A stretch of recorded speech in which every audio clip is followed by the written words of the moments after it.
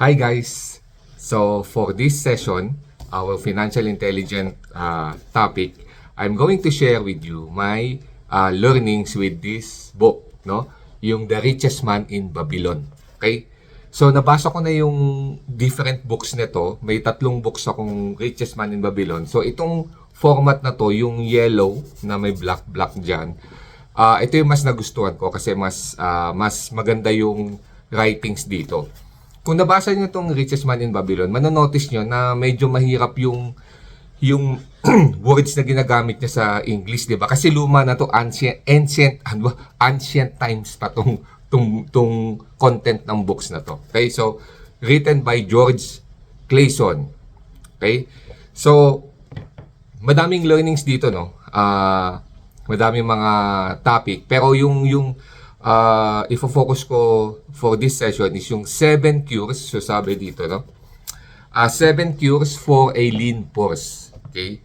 So paano mo daw ba masusolusyonan yung payat na wallet mo, no? Yung purse mo nung time na yon. Kasi yung mga lesson na binigay dito, applicable pa din kahit ngayong generation natin. Okay? So simulan ko So, meron siyang 7 cures for lean purse dito. Okay. So, yung number 1 is start thy purse to fattening. Kita niyo yung mga words, di ba? Start thy purse to fattening. So, ano ibig sabihin nun? So, in order for you to increase your wealth, to increase your money, okay? Tataba yung wallet mo. Kasi yung time na yon, nung Babylonian times, wala pa namang concept ng banking, di ba? So, nasa mga bulsa lang nila. Purse nga yung ginagamit nila nun. So, in order for you to increase your savings, dapat meron kang source of income. Okay? So, dapat meron kang skill na alam na may apply mo para magkaroon ka ng income. So, kung wala kang income, ano yung i-manage mo? Ano yung isi-save mo? Di ba? So, kung nag-work ka, so meron kang regular income, yun na yung starting point mo. Okay? So, dapat matutunan mo na naman yung iba-ibang levels. So, yun yung first cure is start thy purse to fattening. So, dapat may way ka para malagyan ng income yung wallet mo, ng cash, yung wallet mo, or sa generation natin ngayon, yung savings account mo. Okay? So, number 2 is control control thy expenditures. Control your expenditures. So kung madami kang income, mataas yung sweldo mo, pero hindi mo naman nakokontrol yung expenses mo, wala din, 'di ba? So kunyari sumisweldo ka ng 100,000, pero in 1 month, 'di ba, 100,000, pero ang gastos mo 110,000. So wala din. So negative ka pa.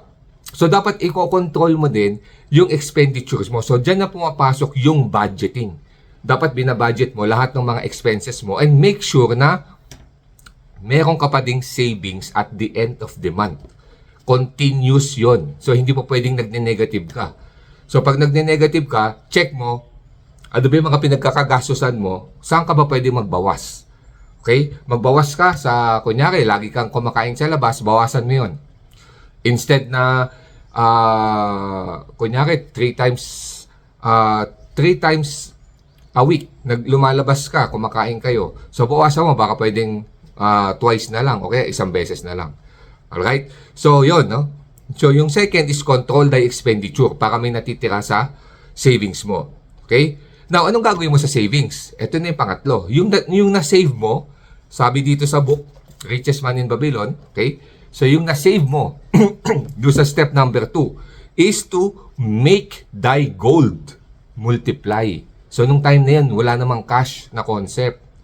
Gold, silver, yung pinaka-cash nila nun. So, sabi sa number 3, make thy gold multiply. Dapat makahanap ka ng way para ma-multiply mo yung savings mo. So, sa panahon natin ngayon, ito yung sinasabing may emergency fund ka.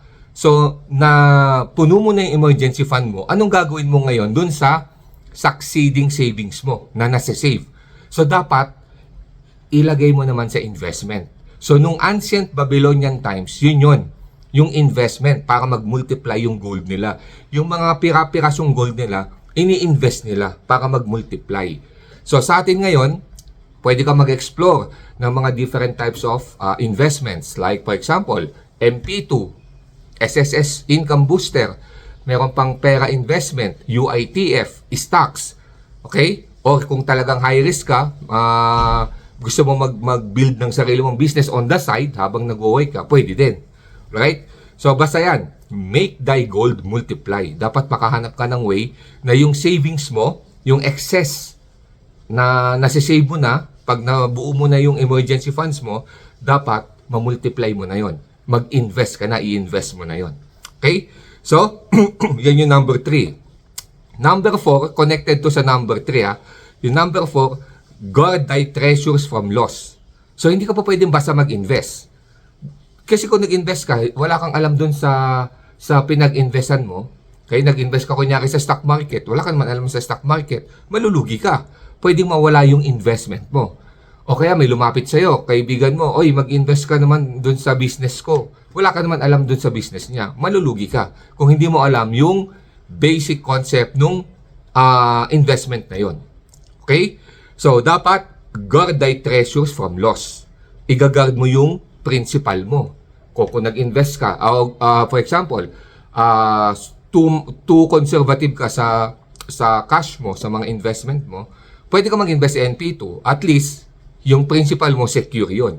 Okay? Whatever happen, babayaran ka ng government kasi government back yung Pag-ibig MP2 account. Yan. Okay, so guard thy treasures from loss. As much as possible, ma-protect mo yung principal. Alright? Okay, pang-fifth, make thy dwelling a profitable investment. So yan, so connected din siya doon sa previous, di ba? Yung nag-invest ka. So make sure lang na make thy dwelling a profitable investment. So kumikita yung investment mo. Ngayon, sa mga starters dyan, hindi naman lahat ng mga naglagay ka ng investment, talagang kikita. So kahit sa experience ko, may mga investment na hindi naman kumikita. For example, sa mga stocks, di ba? May mga stock company, mga company na nag-invest ako na hindi naman kumikita. So instead na bumaba yung fund value ko doon, pinull out ko na. Nilipat ko na sa stock na kumikita at nag-generate pa ng dividends. Okay? So yan. So yan yung mga concept dito sa make thy dwelling a profitable investment. So pag hindi na kumikita, dapat wala kang emotion dun sa investment mo. Oy, hindi matagal na ako nag-i-invest diyan 10 years, 20 years na Kahit alam mong pababa na, ayaw mong i-pull out yung investment mo kasi too much attached ka. Kaya nga sa investment, dapat walang emotion dyan. So, kung kailangan mo mag-cut loss ka. Yan yung mga na-experience ko. Okay, cut loss ako kahit yung favorite kong company, hindi man international, dito yun sa Philippines, no? Malaki yung business na yun, pero palugi ng palugi, cut loss. Alright? So, yan. Next, ensure a future income. Okay? Itong topic na to, tignan nyo, Babylonian times pa to. Pero, nadidiscuss na to nung time nila. Kaya ibig sabihin ng ensure a future income, dapat long-term thinking, nag-iisip ka na for your future income. Ano yun? Dapat meron kang insurance. Kasi hindi naman habang buhay nagtatrabaho ka. Dapat alam mo na may long-term investment ka para pag dumating yung time na hindi ka na makapag-work, meron kang income. Alright? So, hindi lang isang investment instrument. Pwedeng multiple investment yan. For example, nag-i-invest ka sa index funds for your retirement. Okay? Para pagdating na retirement, meron kang pera, may wealth ka pa din. Aside sa index fund, sa stock market na nag-i-invest ka, pwede ka rin mag-place ng insurance mo. Long term, para sa health mo. Okay? Ano pa? So, yung iba't ibang investment instruments na pang long term, dapat ini-explore mo yon. Pag sinabing long term, ito yung retirement. O kaya, yung future big expenses mo, dapat paghahandaan mo para hindi ka nakukuha doon sa savings mo, hindi ka nakukuha doon sa ibang investment account mo na nakalaan sa ibang purpose. Okay? So, mahalaga yung insurance. Health insurance. Meron kang mga property, dapat naka-insure yan. Meron kang life insurance. Ayan. 'Di ba? So, iba't ibang insurances dapat ma-explore mo. Kita nyo ha, Babylonian Times. Alam na nila yon, dinidiscuss na nila yon. Alright? And then yung last, yung pang number 7 is increase thy ability to earn. So sa panahon natin ngayon, increase thy ability to earn. Dapat daw tumaas talaga yung income mo. So pwedeng sa panahon natin, request ka sa boss mo na taasan yung sweldo mo kasi madami kang nagawa, or magbibuild ka, magpuput up ka ng side income mo. Side hustle na magge-generate ng income. Okay? Or yung mismong investment mo magge-generate ng dividend income. Alright? So yan. Yan yung 7 cures for a lean pores. Alright? Okay, so isummary ko lang ulit yung 7 cures for a lean pores. Okay? Lean pores kasi mga pores. Okay? So, teka lang, may props ako.